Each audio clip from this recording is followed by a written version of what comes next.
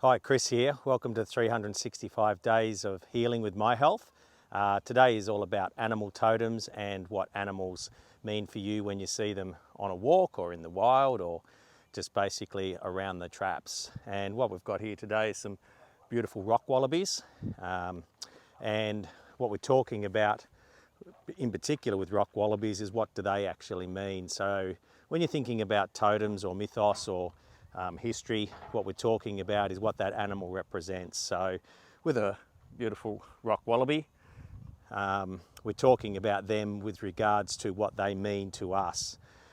In the land of Australia here, they're an indigenous species, and with the rock wallaby, they give us insight into the land here because they're an indigenous animal to Australia, and they also give us a brief insight into our history here as well. So they carry a lot of the ancient history of our beautiful land here, and we can learn from them with their habitat, the way that they go about their daily life, and also how they incorporate into other species here in Australia as well, how they blend in. So talking about animal totems and also the spirituality of animals, what they are in our life, is an extraordinarily great gift. I mean, we go for walks every day and we see animals, we see birds in the sky, we see all sorts of amazing species around us, and we take it for granted. And what we basically do is we live with them every single day of our life, and sometimes we need to understand what meaning they have in our life. So you may resonate to a certain animal and you may think, why do I resonate to that animal? Usually it's to do with the traits that they give you, how you feel about them, and also with regards to what they mean in your life as well. When you see an animal in the wild or on your walks and you resonate to them, there's a reason for that. There's something within them that you aspire to be like, that they are part of something that makes you feel better about yourself. Usually it'll trigger an emotion when it comes to animals and what they mean to you. Then we have the reverse side of that. We also have animals that can actually make you feel a little bit wary, maybe a little bit fear.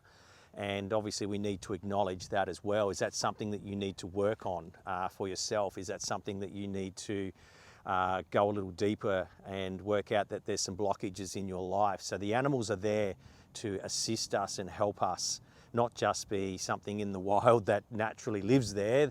We're all connected in this beautiful universe. And what we're trying to sort of say is, hey, let's incorporate our lives with animals, and let's look at what they mean to us and what we can learn from them. Because, you know, our great Indigenous teachers, whether it's the Aborigines here in Australia or the Native Americans or the Mayans or the Aztecs, whatever it might be, you know, very closely related to the animals, and they learnt a great deal from them. And nothing has stopped in this day and age today. I mean, just because their teachings were so long ago doesn't mean that we can't learn something from them today. So next time you're out on your walk or you're actually having an interaction with an animal, whether it's in the backyard or it could be in the bushland having a bushwalk or something like that, or you're out fishing on the boat or whatever it might be, you will see a beautiful array of animals that are around us. And just stop for a moment. Just don't take that for granted and think, okay, they're just part of the whole ecosystem here.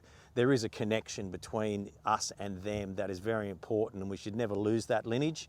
And we should always be very grateful that they're here in our life, because we teach each other. As I was sort of explaining before, you know, their habitats and what they mean to you and the emotions that pour out of you.